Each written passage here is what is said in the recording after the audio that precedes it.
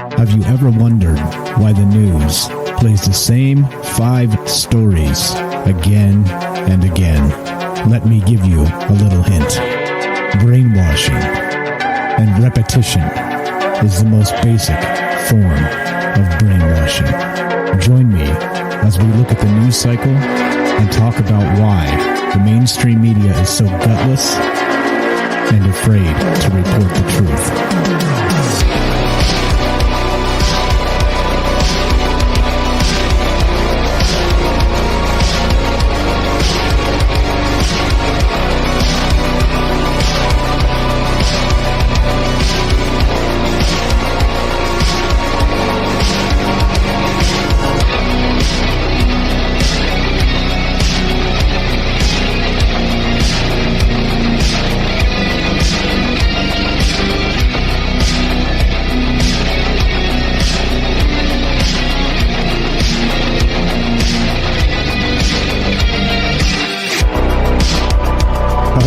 What's up? Welcome to Troubled Minds News. I'm your host, Michael Strange, and happy Monday.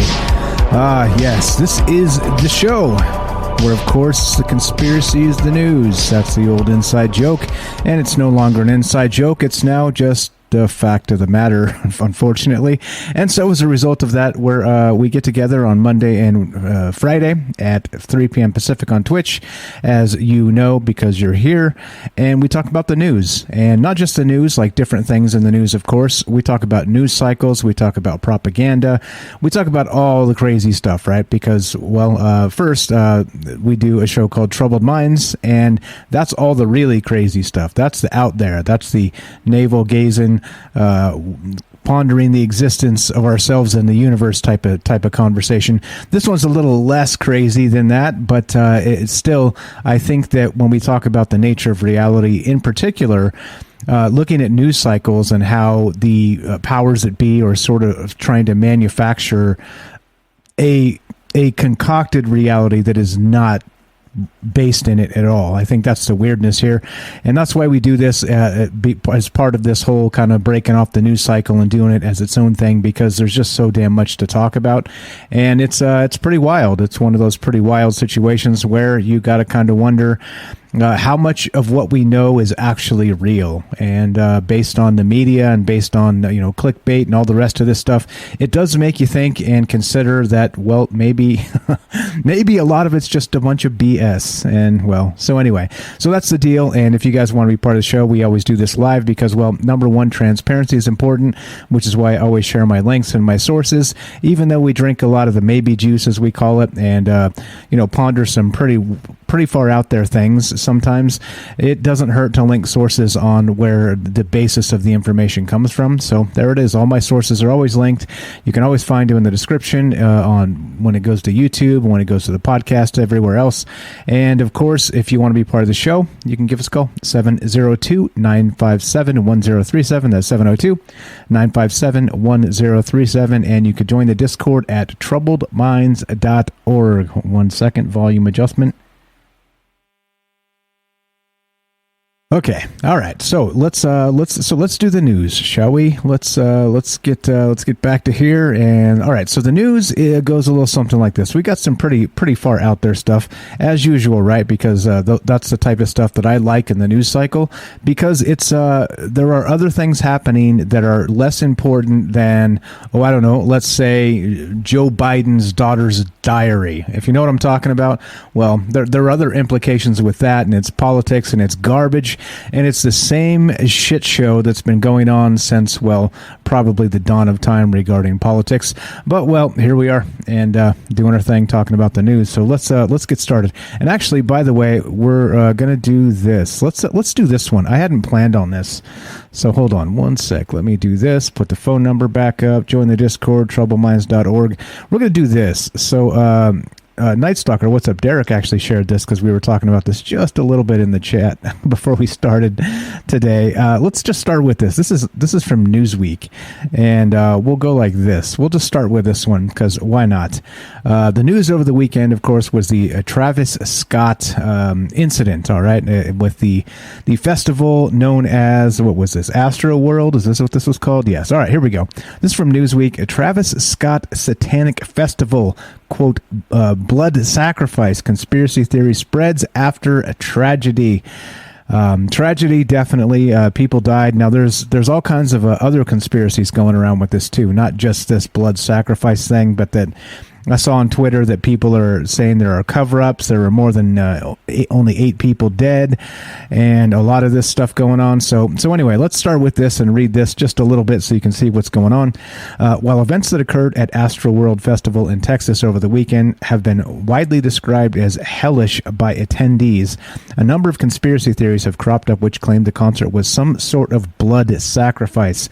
At Travis Scott's AstroWorld Music Festival in Houston on Friday night, at least 8 people died and dozens more were injured as crowds surged toward the stage.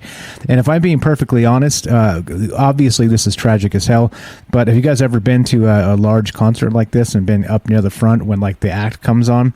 Yeah, people push, man. People push like they cram in like a bunch of sardines. And if you're up there near the barrier, it can get scary, right? Because like the people pressing in the back don't understand the force of all of that weight pressing toward the front, and this is exactly what happened, unfortunately. And so what I mean by I think that I'm surprised it doesn't happen more often, because I've been in situations where it's like this is a little bit frightening. Let's not stay here to get trampled, but that's exactly what happened here. So at least 8 people died and dozens more were injured as crowds surged toward the stage. 2 teenagers aged 14 and 16 are among those who died. Several videos from attendees have been circulating on social media that show the rapper appearing to not stop the show, despite witnessing people passing out and medical staff attempting to revive people. However, during a live stream of the performance, he could be seen stopping several times, calling on someone to help people who had passed out in the crowd. The disturbing scenes have seen people claim that the concert was a blood sacrifice, as much of Scott's promotional material is centered on demonic imagery and symbolism.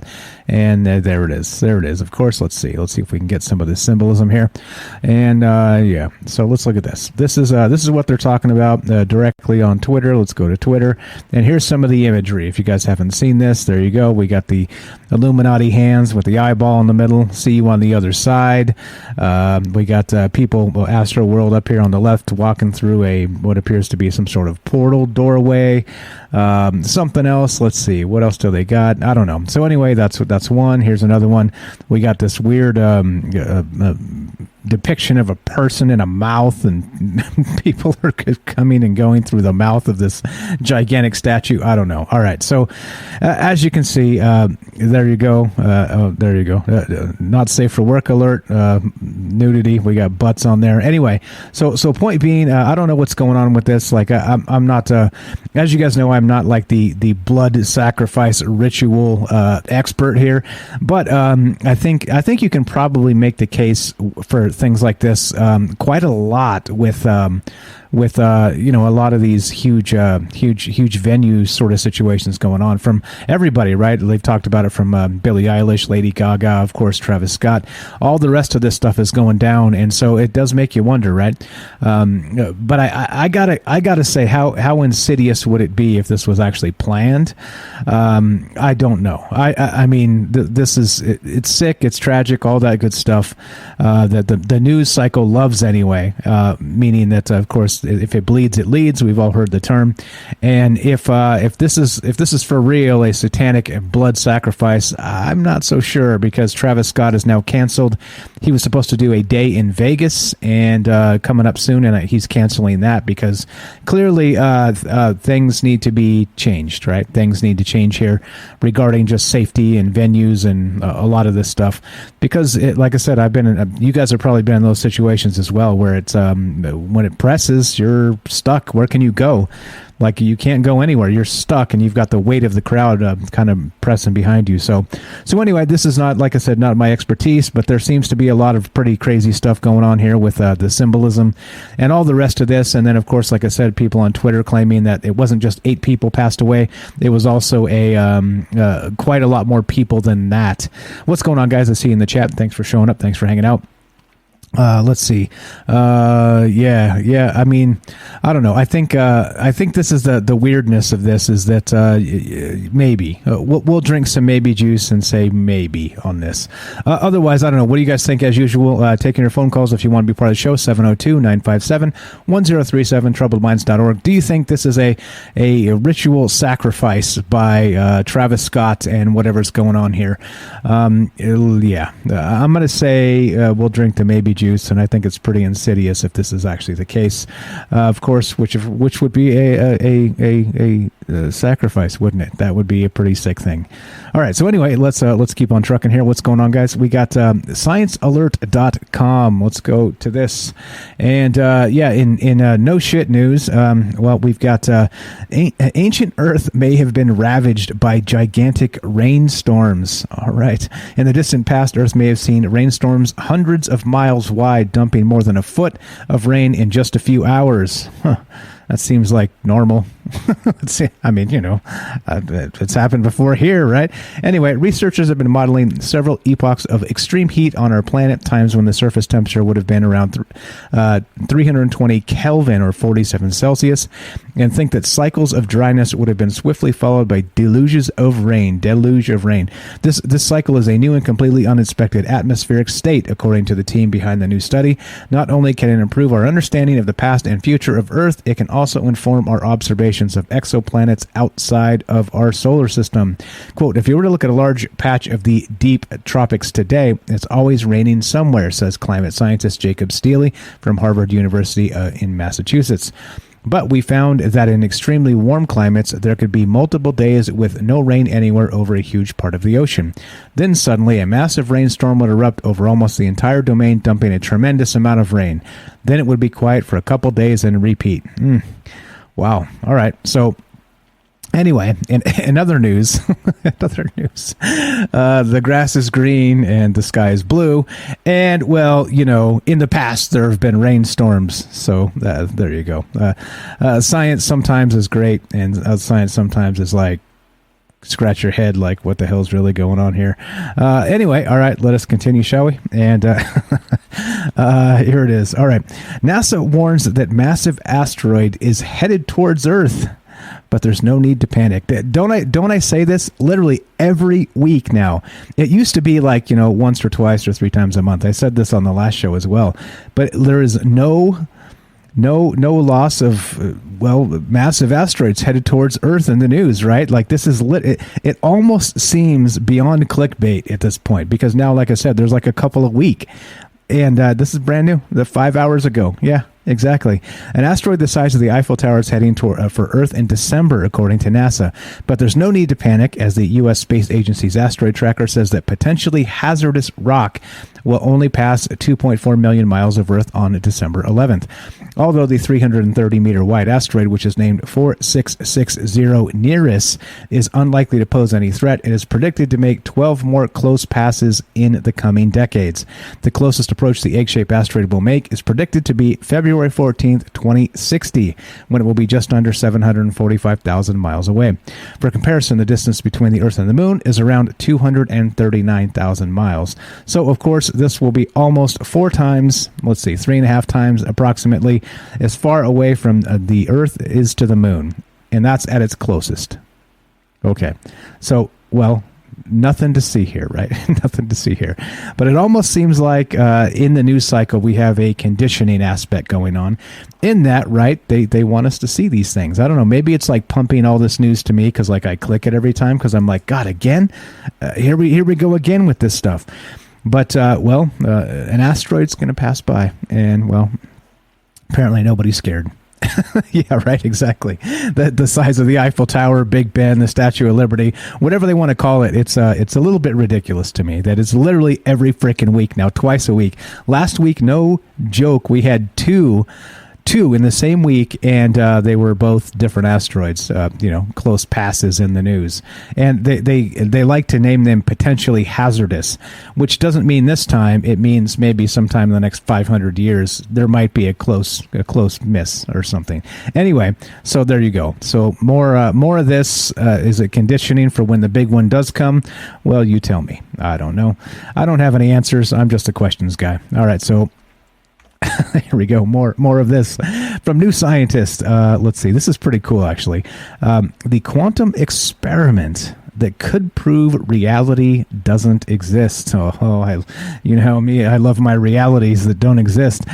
We like to think that things are there even when we aren't looking at them, but that belief might soon be overturned thanks to a new test designed to tell us if quantum weirdness persists in macroscopic objects.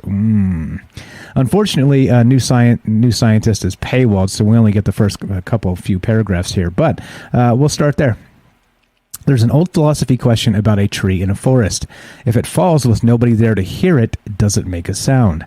Ask a quantum physicist, and they might say the sound was there, but you couldn't be sure the tree was. Quantum mechanics has long pushed the boundaries of our understanding of reality at its tiniest. Countless experiments have shown that particles spread out like waves, for instance, or seem to be in more than one place at once. In the quantum world, we can only know the likelihood that something will appear in one place or another until we look, at which point it assumes a definite position. This troubled Albert Einstein. Quote, "I like to think that the moon is there, even if I am not looking at it," he said. Now, a new class of experiments is putting Einstein's conviction to the test, seeing if quantum weirdness stretches beyond the tiny world of quarks, atoms, and qubits into the everyday world of tables, chairs, and, well, moons. Quote, "If you can go from one atom to two atoms to 3 to 4 to 5 to 1,000, is there any reason why it stops?" said Jonathan Hallowell at Imperial College London. These experiments are not just investigating whether there is a hard boundary between quantum and classical worlds, but also probing the true nature of reality. If the work goes as some theorists expect, it might just kick the legs out from under one of our most firmly held beliefs. If things exist regardless of whether we are looking at them or not. And there you go. There you go. What version of reality do you subscribe to, I guess, is the question. And this is cool. What's up, guys? I see everybody out there in the chat. Thanks for showing up. Thanks for hanging out. Where are we at time-wise? Let's see. I removed my setup around, so we're good. Okay, let's take a quick break and get a word from our sponsor, which is, of course, you. Are you digging the show? If so, you can support us quite easily and at no additional cost to you if you already have an Amazon Prime account. Since we stream on Twitch every day, all you have to do is link your Amazon Prime account to your Twitch account, and they give you free games on a monthly basis for your personal use, and also a bonus $5 a month to send to your favorite streamer as a way to bring more people to Twitch. And all you have to do is sync up to two accounts and click subscribe. Thanks for considering us. Okay, now here we go. Let's continue with this. TheHill.com. When will we finally set foot on Mars? Well, it depends on who you ask, right? But let's see what they have to say about it. Let's see. Why the hurry to Mars? And, okay, blah, blah, blah, blah, blah. There used to be some basis and justification for such vague statements, given that the launch and crew support were still years away from becoming operational. But that is no longer true. Today, we are in a far better position to send humans to Mars than ever before. Within a few months, NASA's Artemis 1 mission is scheduled to launch the Space Launch System, SLS, with its Orion crew vehicle, without crew, on a test mission to orbit the moon, and will perform all key mission aspects to return humans to the lunar vicinity, and SpaceX's Starship will attempt its first orbital flight soon. Okay, anyway, blah, blah, blah. Here we go. Reason for optimism is within the political sphere as well. Human missions to the moon and Mars have enjoyed consistent and strong bipartisan support throughout multiple administrations and changes in control of Congress. Despite this alignment of political support and technological advancement, our path going forward to Mars still seems vague and insufficiently defined. Well, again, I think politics is a drag on, well, humanity in speaking in general terms. And then, of course, we have this. So we're waiting for Elon, but I don't know. What do you guys think? Elon Musk said 2025 2024, didn't he? 2023 got bumped back to 2024. Then we've got this whole COVID fiasco and all the containers sitting out there in the Pacific Ocean and et cetera, so on. Artificial scarcity, as they call it, right? So I don't know what's going on with this. What is your prediction on when we get to the moon, or if we don't? And I don't know. Well, as you know, I like to keep my eyes actually to the skies and to the news cycles that point to the sky, and this is one of them. So there it is. You tell me what is your prediction? When will humans finally set foot on Mars, or at least we can say officially? I guess officially might be the way to put it. All right, here we go. And do you think? How about this? Do you think they'll televise the Mars landing live when that happens? That's an interesting question, isn't it? Let's see. What is this? Let's see. Okay, let's skip that. That's too boring. Far too boring for our purposes. Let's see. All right, let's do this. Let's skip that. I picked out way too much news today because I was ahead of the game. So we'll just skip some ones that seem super boring, and we'll go here. Now this is amazing and tragic, and kind of tells you what we need to know about why there's probably not a secret space program with wormholes to Mars, because, well, the poor ISS astronauts will return home in diapers as SpaceX's toilet keeps leaking pee. There you go. After almost 200 days in space, 4 astronauts are returning to Earth this week from the International Space Station. The only problem, the 8 or so hour mission will be toiletless after the SpaceX Dragon capsule toilet was found to leak pee after use. Quote, spaceflight is full of lots of little challenges, NASA astronomer Megan MacArthur said during a news conference from orbit, as reported by AP. This is just one more we'll encounter and take care of in our mission, so we're not too worried about it. Toilets on the ISS and other spacecraft are notoriously tricky, with a suction funnel for pee and a hole for aiming your poop into. Yes, I got to say pee and poop in the same sentence. I just can't believe it. I'm beyond ecstatic now. Anyway, but even that sounds better than what the crew will be doing instead. NASA has said that they'll be using absorbent undergarments, also known as adult diapers, for the 8-hour trip home. 8 hours?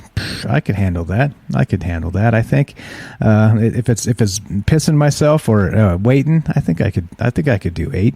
I mean, don't give me a 6-pack of beer beforehand, but you know what I'm saying. Anyway, let's see. According to NASA, the Crew Dragon spacecraft named Endeavour is scheduled to undock from the ISS at 2:05 p.m. Eastern Time on Monday, with a splashdown schedule for around 10:30 the same day Eastern Time, 10:30 p.m. Eastern Time. The 4 astronauts, NASA's MacArthur and Shane Kimbrough, Akihiko Hoshide of Japan's JAXA, and ESA's Thomas Pesquet from France, will be leaving 3 astronauts behind on the station, 1 American and 2 Russian crew members. The leaking toilet, which the team had to clean manually a couple weeks back, hasn't been the only challenge to this crew changeover. There's also been some issues with getting the next crew into space, etc., so on. So there you go. This is a little bit weird, a little bit odd, and well, welcome to the world we live in, right? The peeing yourself on the way down. So if you're an astronaut and that's the way things are, well, I'm sorry to let you know it's not all glamour and and right, it's not like you're the gladiator of the world when you come back home, especially if you pissed yourself. So there's that. Anyway, so looking to hear from you. Do you guys have thoughts on this or anything else? 702-957-1037, troubleminds.org. Click the Discord link and let's keep on trucking, shall we? All right, now this one. This is again the world we live in. Let's continue. What's up, Eli? Thanks for hosting. Appreciate that. All right, let's do this. This is from Engadget. And yeah, this is happening, guys. Walmart is using driverless trucks to complete a 7-mile delivery loop. Oh, here we go. It's in Arkansas. Okay, as promised, Walmart has started doing fully driverless box truck deliveries in partnership with startup Gatik, G-A-T-I-K, between its own locations on a fixed 7-mile loop, the company's announced. Despite those limitations, the route in Bentonville, Arkansas involves intersections, traffic lights, and merging on dense urban roads, the company said. It's another shot of good news for the progress of self-driving vehicles after GM's Cruise launched its self-driving taxis into testing last week. You guys remember Johnny Cab? Well, you are in a Johnny Cab. Remember that from, Total Recall? This is it. The Gatik trucks are bringing grocery orders from a Walmart fulfillment center to a nearby Walmart neighborhood market grocery store in Bentonville, the host city of the company's headquarters. The route covers the middle mile transportation of goods between warehouses and stores. The program effectively got launched following the December 2020 approval by the Arkansas State Highway Commission, and it has been driverless since this summer. And there it is. I guess here's a video. We can watch the video of this actual self-driving car. You guys interested? Let's watch this thing drive. I'll bet you it's pretty uneventful until it is. So there we go. Let's watch for just a second as this thing starts driving. In August 2021, Gatik became the first autonomous trucking company worldwide. And there it goes. Boom. No driver in the seat. There you go. Welcome. We don't have our flying cars, but we have our robot driving trucks. And there you go. My goodness gracious. I got to admit, well, it made that turn almost expertly. But it isn't this a little creepy? Does this creep anybody out? This is, yeah. I don't know. Anyway, they have this is working. So they have this 7-mile delivery loop happening from the distribution center to the grocery store, and of course, which means you don't have to pay the driver. I mean, the funniest part is a driver doesn't even make that much. So the right, like if you start removing drivers from the equation, the amount of money you save is probably negligible. But well, you know, Walmart's gonna Walmart. But yeah, exactly. Yeah, I don't know. This is weird. This is strange. This is the world we live in, and this is happening. So, what do you guys think about this? Is anybody out there losing a job to something like this, or at least on the way? Yeah. So Walmart and Gatik are running similar trials around New Orleans with electric box trucks delivering directly to a customer pickup location. However, those are currently being operated with safety drivers aboard. So the Arkansas trial is the first truly driverless route. Our deployment in Bentonville is not a one-time demonstration, said Narang. These frequent revenue-generating daily runs that our trucks are completing safely in a range of conditions on public roads, demonstrating the commercial and technical advantages of fully driverless operations on the middle mile. Well, there it is. There it is. Yes, exactly. Night Stalker says Walmart might be the company I'd least like to have driverless cars because nothing they do runs smoothly. And I think you could make that argument. If anybody's ever worked retail, it is unbelievable how they get anything done because it is just shit show city most times how things work. And so, well, here we go. Here's another example of that. Walmart. And we'll just leave it at that. And yeah, 702-957-1037. Cough button. Love to hear your thoughts. And troubledminds.org. Click the Discord link and we'll put you on the show. Simple as that. So you can come say hi, come join the Discord, come hang out with lots of cool folks. All right, where are we at time wise? I think we're good. Everything's fine. Let's squeeze one more in real quick. Yeah, so this is from Tweaktown, and yep. We've been talking about this, that the sun is acting up on Halloween. There was supposed to be some coronal mass ejection that was causing difficulties for radio and other things. Well, let's see what's happening here. Officials warn the sun is waking up. It sounds like a bad sci-fi movie as it begins. Officials from the Space Weather Prediction Center have warned that the sun is waking up and that more activity can be expected. And so, of course, the sun goes through what is called a solar cycle that ranges from about 11 years. And during this cycle, the star goes through peaks and valleys of solar activity. Magnetic storms on the sun's surface are called sunspots. And these sunspots can lead to solar flares happening, which are large ejections of radiation into space. Additionally, coronal mass ejections, or CMEs, can also accompany a sunspot or a solar flare. And these CMEs are large expulsions of plasma and magnetic field from the sun's corona. Anyway, so it's waking up, it's doing its thing, and, well, I guess we can expect more of these. Hopefully, cross your fingers, it's not going to be Carrington event style, which of course started fires back in the late 1800s, I believe. But what can you do, right? We can just cross our fingers and consider that we are protected by our magnetic field on Earth, except when we aren't, right? It's always nice that things work when they work, but then except when they don't. And then let's cross our fingers, because we are at the mercy of the cosmos sometimes. And yeah, that's what's going on. So let's see where we at time wise. Let's get a quick break in here, and we'll keep on trucking. Thank you for listening to Troubled Minds News. I'm your host, Michael Strange. We're going to take a quick break, and we will be right back. All right, welcome back to Troubled Minds News. I'm your host, Michael Strange, and we're going to keep on trucking, talking about the news and all the rest of this stuff because, well, why not? Because somebody needs to, and not politicize it because, well, that's the way the world now works, unfortunately. So here we go. Here's another one that I find interesting, that we have these advertisers, Pfizer, Johnson & Johnson, and all the rest of this stuff. Big names, big money kind of clashing, coming into these problems. Many of you have probably seen that Aaron Rodgers of the Green Bay Packers, a quarterback, he caught COVID, and he is now, out for probably close to 2 weeks. He missed this past weekend's game. They say he'll be eligible to practice again on this coming Saturday. So if you follow that stuff, there you go. There's your sports ball news for the moment. But I think there's some other greater implications here, because we have these huge corporate interests kind of bashing heads, right? We have the Green Bay Packers, which again is part of the National Football League, the NFL, and it has a tax shield, as a nonprofit, which is hilarious. And then we have this other stuff, State Farm, which Aaron Rodgers works for, as he does regular commercials with State Farm, and they have a partnership with the NFL, right? So we see a lot of this going on. But then we have the big pharma, we have the Pfizer, the Johnson & Johnson, and all the rest of these guys, and they're full court press on, do what they say or you'll die. And here's what we get from this is from USA Today. State Farm stands by Aaron Rodgers after his vaccine comments. Quote, respect his right to have his own point of view. Okay, all right, that's fine, right?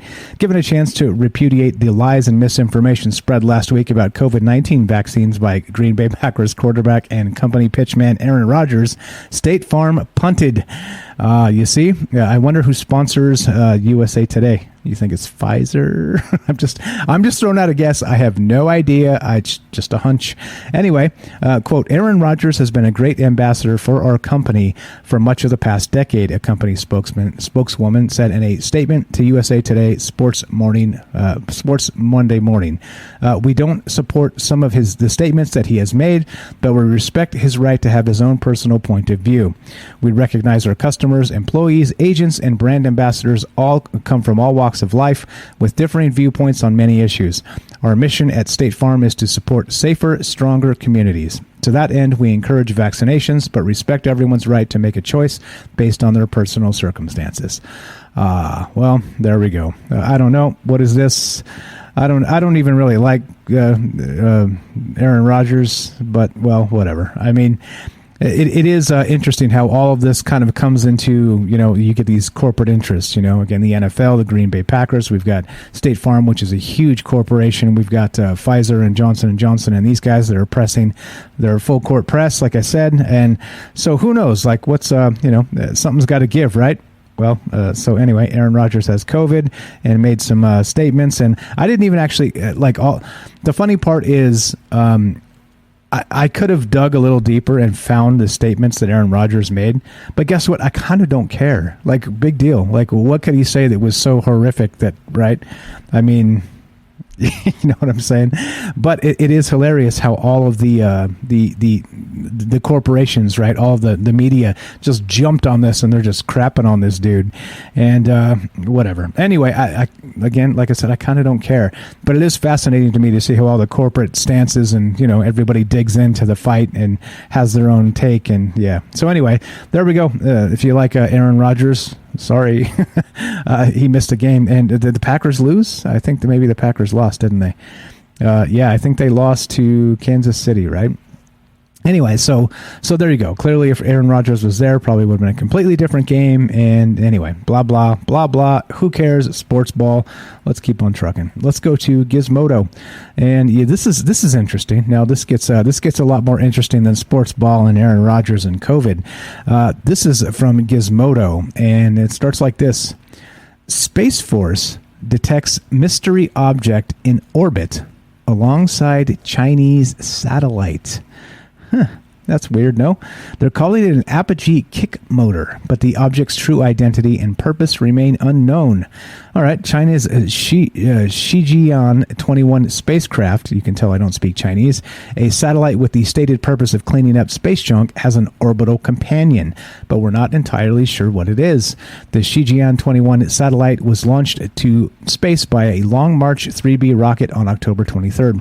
Chinese state-run Xinhua news agency said the spacecraft entered the planned orbit successfully, and that it will be mainly used to test and verify space debris mitigation technologies.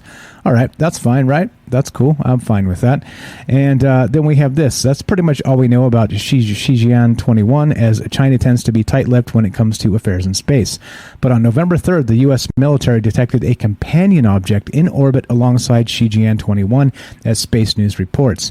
Space Force's 18th Space Control Squadron cataloged it as an apogee kick motor and assigned it to the designation 2021-094C. Apogee kick motors were used to put payloads into their target orbits, a good example being satellites moved from their transfer orbits to geostationary orbits, also known as GEO. Satellites will sometimes eject their apogee kick motors after use, but as astrophysicist Jonathan McDowell from the Harvard-Smithsonian Center for Astrophysics explained in an email, this is pretty rare and almost always done by launching to the GEO graveyard, ejecting the motor, and then lowering the payload into GEO proper. Anyway, so I guess Space Force has done something, and that means they've detected a mystery satellite. A mystery sidekick, as it were, hanging out in orbit with this Chinese thing. So, I don't know. You guys tell me. What's actually going on up there? Is this just part of the way you launch things and keep them in orbit or set them in orbit, or is there something a little more mysterious actually happening? You tell me. Love to hear your thoughts. 702-957-1037. That's 702-957-1037. And looks like we got looks like Austin's here. Let's go to Austin. Austin, what's up, buddy? You're on Troubled Minds News. What's up, brother? What's up, man? Test 1 2. How are you, my man? All right, let me turn off this. Turn off the. All right, there, I got it. What's up? How's it going? I'm doing good. How about you? I just thought I'd tune in for some Troubled Minds news. Nice. Thoughts on any of this? I just tuned in on the last thing was the driverless cars. That was the last thing I seen. All right, so I'm sure you got some thoughts. What are your thoughts? Oh yeah. Don't do it. It's happening. Stop it. It's happening. Stop it right now. You're crazy. Stop right this minute. Yeah, I'm not sure. Like, imagine when a driverless car cuts you off, there's nobody to flip off, right? I mean, that's one of those things that kind of, it's like the robot's already got one over on you. It like cuts you off and you're like screaming and yelling. You pull up and you look in the window, in that like quasi road rage moment, and there's nobody driving. Did you ever see those guys that would like hack, like they said they could hack any car that's like 2007 and earlier, and they could like drive it out of the lot and stuff with a laptop, and they had like a TV show showing this like hacker do it or whatever. Yep, I have heard that. It really makes you wonder, if someone wanted to take someone out, they could just, driverless car, set them up, Yeah, that's the once. I mean, we don't have to go back to 2001 to cite just using like a regular commercial something to smash it into something else to cause like death and destruction. Imagine, right? We don't have to say it. We all know what you're thinking there, what I'm thinking there. But anyway, so imagine when like a nice percentage of cars on the road are actually this driverless, automated, autonomous, as they're called. Like I said, the less important thing is nobody to flip off when they cut you off. The more important thing is what happens when somebody hacks this thing and it's on the road going 60 miles an hour on the freeway. Yeah, and then all the chips that could go wrong, like all these safety chips that are going to need to be replaced. What happens when the computer doesn't realize its bearings going out because the safety features are like outdated, and then boom, like doesn't see that coming. I seen this one picture of a Tesla on autopilot. There's this truck driver that was coming in a little bit, and then I don't know. There's just no intuition with it. AI does not have intuition. There's proof that some people could see things coming. They're more intuitive with the wheel. They can kind of get out of the way. And I know the excuse to push the driverless cars is going to be, oh yeah, sleeping drivers, we got to stop it. All these drunk drivers, we'll lower the car crashes by a more significant amount than people driving on their own. And that's what it's about. It's about saving lives and making people dumb long term. Imagine like the way it is now, like so few people can actually drive like a manual stick shift anyway. Imagine when so few people actually have the skills to drive at all because it's all done by robots. Oh, geez. Well, I'm going to put myself in the shoes of someone that wants absolute control, even though I'm not saying there is anyone that is out there that wants that, because people obviously don't want absolute control. That's just not in our nature. But anyway, right. If I was in there, I would definitely love this idea. I would put as much money as I could into it. I would set up fake car crashes, or I'd not even you don't even need fake ones. I would just find one and then just blow it up. Like maybe I see this one coming, one of them that I could see coming. Maybe it's like a kid or whatever, right? And that'll really touch the people's hearts, like always you just put a kid in there, that'll always get people on your side.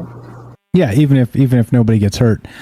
So the thing is that so are you suggesting manipulating the media to get the desired thing that you want?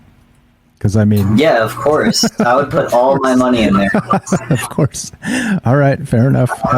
And that's, you got to own them first. And that's the way the world works, doesn't it? That's the way the damn world works. And yeah, okay, all right, all right. What else you got, my man? We got to get some more news to go through, so we can't do too long of calls on here.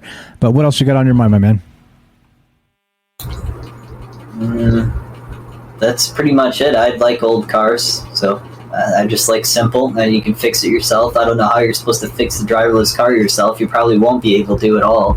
It's probably not going to be yours. First off, the state's going to rent it to you, like how they want everything else to be. So as long as you're all happy with owning nothing, then I'll be happy with owning you.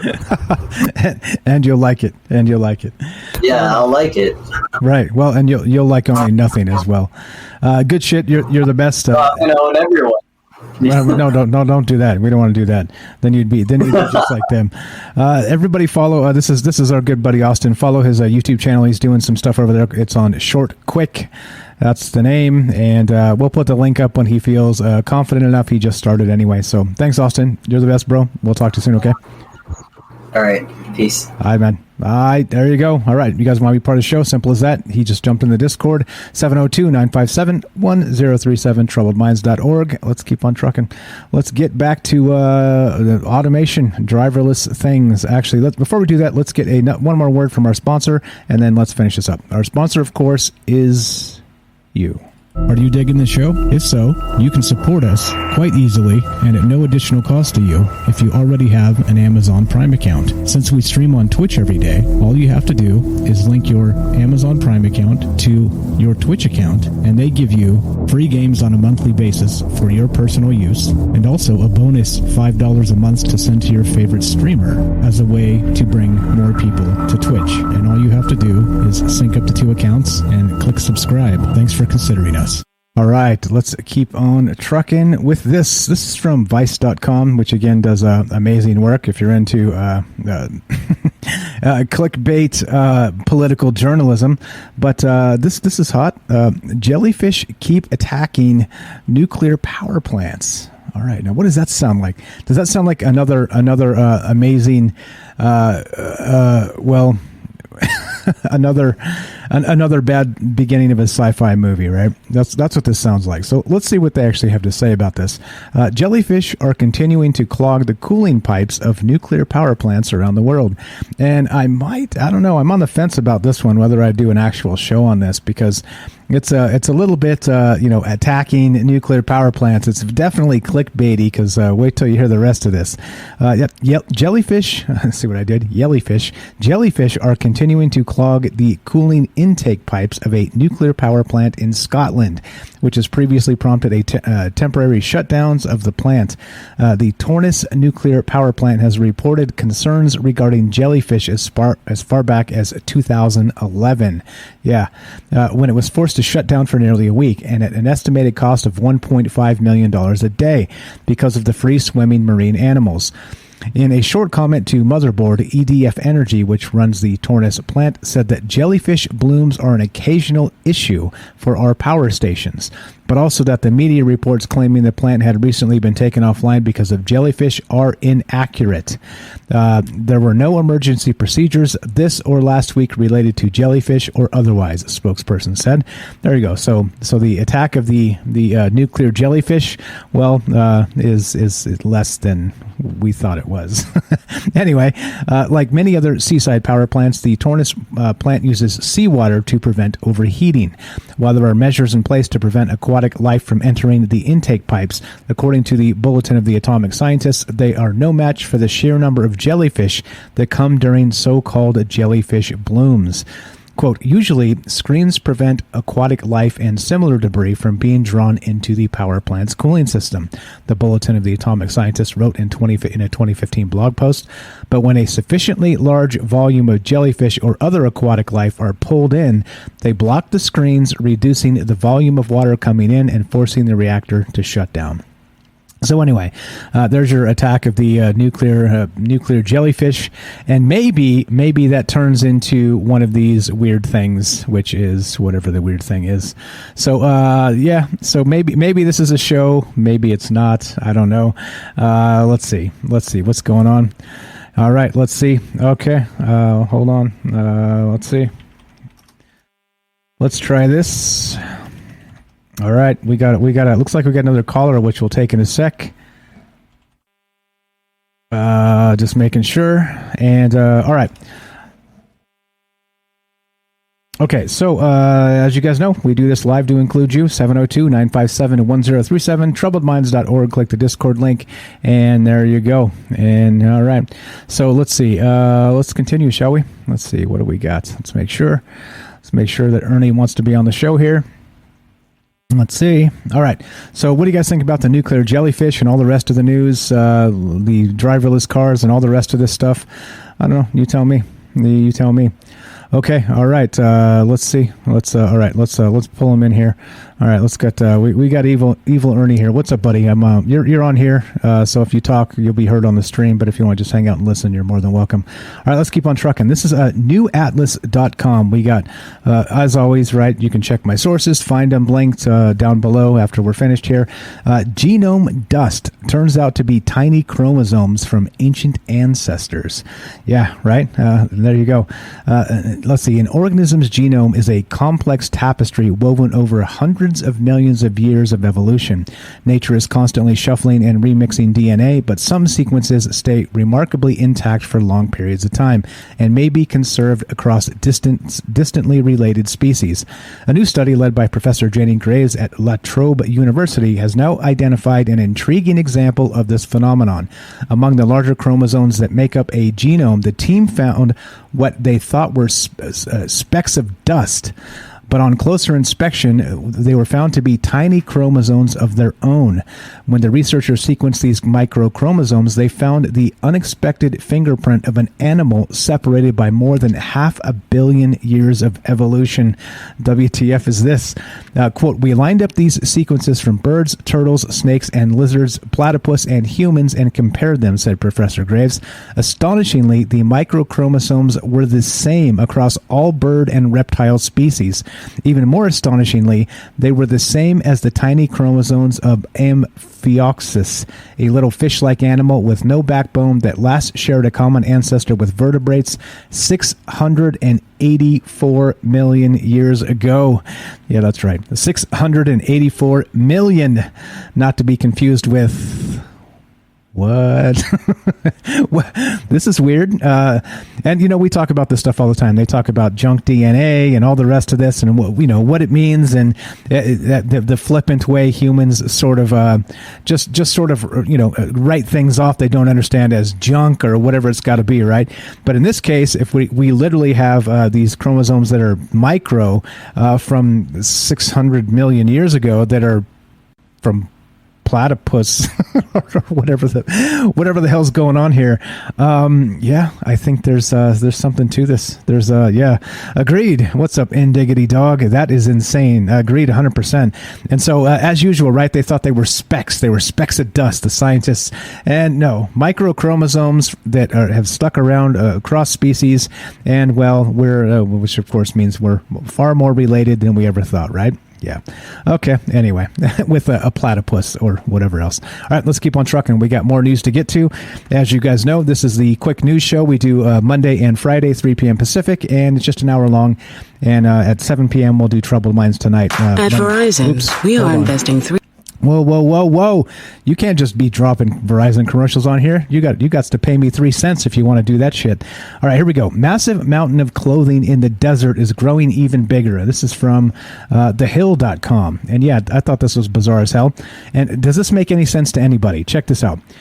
Of the 59,000 tons of clothing that arrive at Chile's Iquique port annually, I can't say that, Iquique, I guess, Iquique port annually, at least 39,000 tons cannot be sold and end up in landfills. Look at that. So how on God's green earth 59,000 tons total of clothing arrive at this port in Chile and 39,000 tons end up in landfills? What in the world is going on? Are you shitting me? This literally makes no sense, right? Clothing that's made from synthetic materials or treated with chemicals can take 200 years to biodegrade.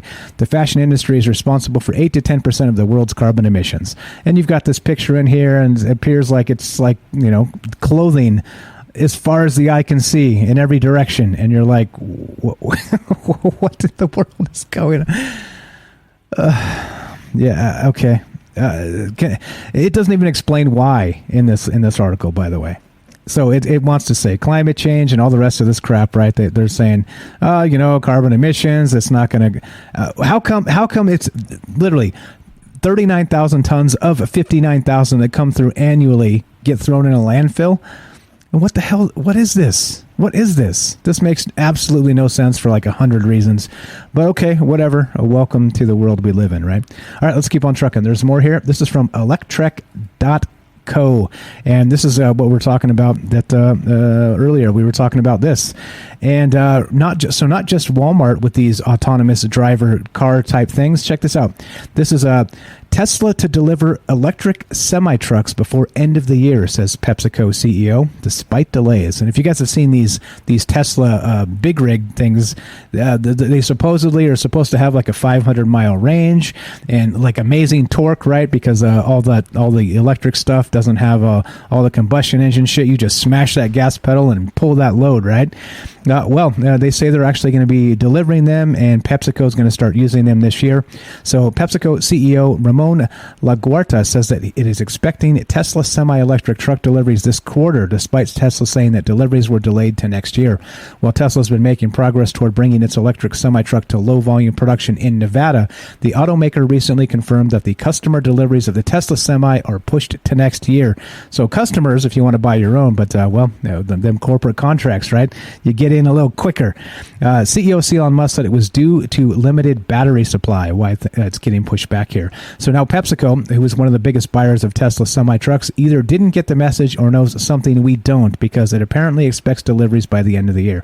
So here we go. Two giant corporations again, slugging it out for news cycles, or whatever the hell this means. There you go. Night Stalker's got it right regarding the pile of clothes. Every lost piece of clothing or missing sock is teleported there. Exactly. That we just solved the case of the missing socks in the dryer. They're all teleported to this landfill in Chile. You guys and the jokes. Good shit. All right.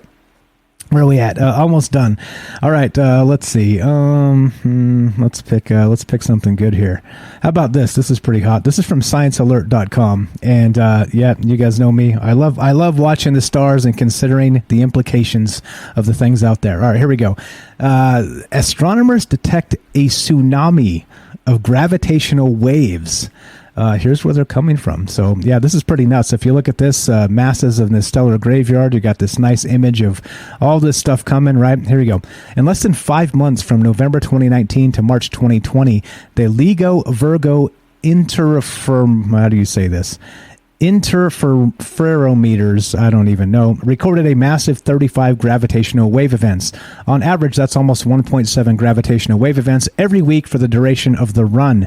This represents a significant increase from the 1.5 weekly event weekly average detected on the previous run, and a result that has plumped the number of total events to 90 since our first history-making gravitational wave detection in September of 2015.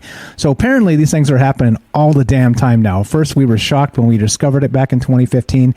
But this is happening, and well, what does that mean? We're talking about black hole mergers. We're talking about all kinds of just whack shit happening out there in space, and on such huge scales that it's sending these gravitational waves to us, and we're detecting these things. So it's happening all the damn time from all kinds of directions.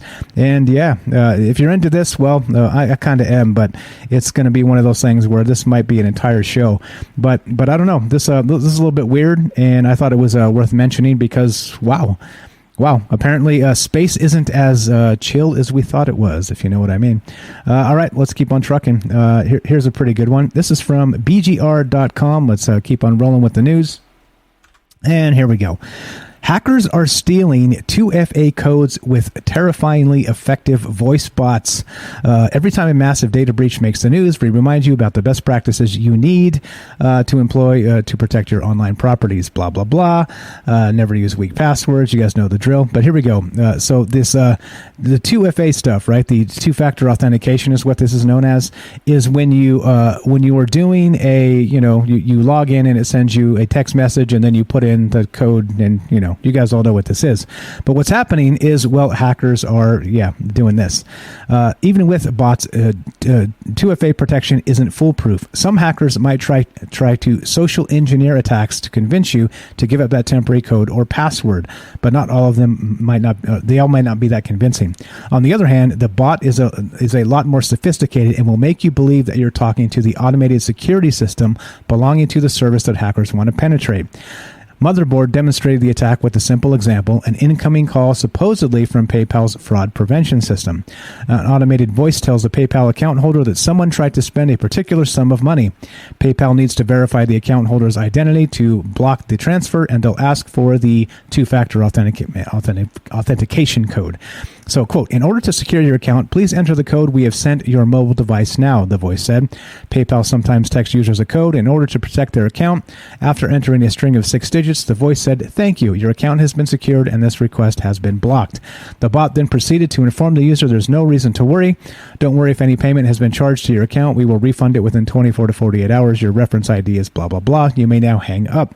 But what actually happens, of course, is it's a hacker that's getting your login. They already know your password, and they're doing the man-in-the-middle sort of situation with a phone call that's saying, well, you've been hacked, and so we want to make sure that you are you, give us the thing, and then they log in and they steal your money.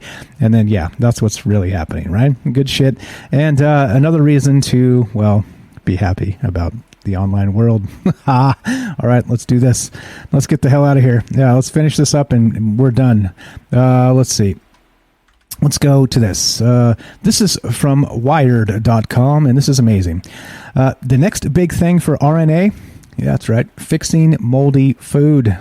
How could this go wrong? Yeah, we'll file this under how could this go wrong? And yeah, let's see. Let's jump to the goods as usual. Wired has like these long-winded blah blah blah. Okay, so we're talking about RNA sprays. Developing RNA crop sprays could also open up shortcuts to new pesticides, a process that typically takes at least a decade and hundreds of millions of dollars. It's very difficult to transform an existing pesticide into something new, says Tanning. You can tweak here and there, but if you want a new product that will have a new patent, you cannot just change one thing on the surface and expect it to be new. Patents. Good shit, right? With RNA sprays, this whole dynamic is flipped on its head. Each new spray will target a different gene or combination of genes and the pest that its creators want to get rid of. One spray might interfere with the genes that control fungal cell division, while another might target genes that help the fungi produce toxins. RNA Sans AG is working on a spray that messes with diamondback moths' immune systems, leaving them vulnerable to bacteria that the bugs usually have no problem fighting off. Since it is relatively easy to produce a new dsRNA that targets a particular gene, it means scientists can go back to the lab and reformulate a spray if pests start evolving resistance to particular modes of action. Of course, the new spray would still have to be tested and go through approval, but the way the dsRNA is packaged and delivered wouldn't change, only the genetic information itself would be tweaked. Like I said, we'll file this under how could this go wrong. Let's just mess with Mother Nature and hope the long-term goal holds. Anyway, as we finish this up, this is Troubled Minds News. I'm your host, Michael Strange, and we do this show Monday and Friday at 3 p.m. Pacific on Twitch for an hour, and then we also do Troubled Minds Radio at 7 p.m. Pacific, Monday through Thursday. So we've got Troubled Minds Radio coming up about 3 hours and 54 minutes from right now, and 2 hours, 2 hours, 54 minutes. My math is horrific, but okay. Anyway, so as we finish, there's more to get to, always more news, and we're going to keep looking at this and keep doing this, and appreciate you guys for hanging out. So there you go. I think as usual, if you guys have any news articles you want to send to me, please join the Discord, troubledminds.org. Click the Discord link.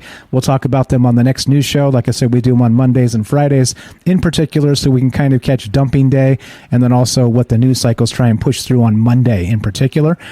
Because, of course, that's when they want to seize the bull by the horns, as it were, and feed you your false narratives or whatever is going to happen. So anyway, send that stuff to me. If you want me to feature it in this show, I will. And if you think there's something important we should look at and talk about, as always, looking for show suggestions and all the rest of that. So please send them over.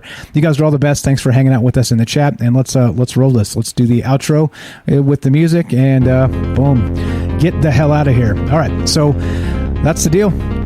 We're done. The bad news is we're done. The good news is, God willing, we've got another show in less than 3 hours. So we'll see you there, 7 p.m. Pacific time, Troubled Minds Radio. What's the show about? I have no freaking clue yet. Still working on it. And don't forget, tomorrow we will have Jennifer on the show as well as a co-host for the evening. So don't miss that. Like I said, the secret weapon of this show is you, meaning all the amazing things you know. And so there you go. There you go. You're all invited to be on the show, and you know what to do. Just contact me, troubledmindsradio@gmail.com. join the Discord, contact me there, and we're done. We're finished. Thanks for hanging out in the chat. Thanks for all the love you guys give the show and myself. Thanks for being good to each other. That's the most important thing. Don't be a douche, and take care of yourself so you can take care of others, and it's an important thing. So let's get the hell out of here. One more time, this is Troubled Minds News. I'm your host, Michael Strange. We'll catch you shortly. Have a fantastic day. Rest of your afternoon, and we'll see you this evening. Happy Monday. Happy Monday, guys.